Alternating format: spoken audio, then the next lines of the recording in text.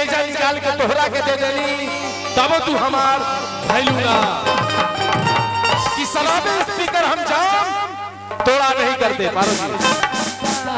कि शराबे स्पीकर जाम हम तोड़ा नहीं करते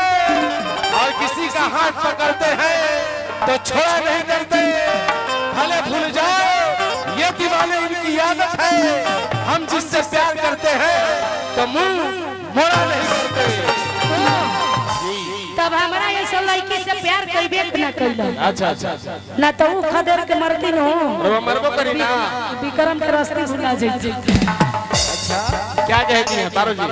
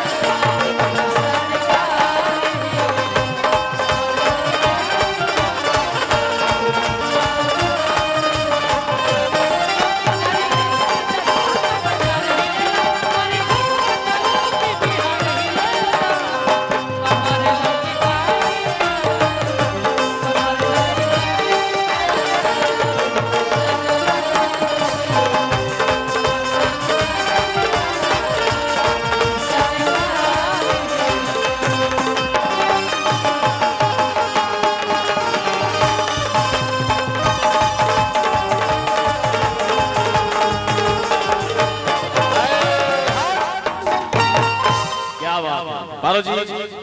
ये प्यारा सा लेटर है आपके नाम का है, माइक्रोफोन के माध्यम से आया है। ये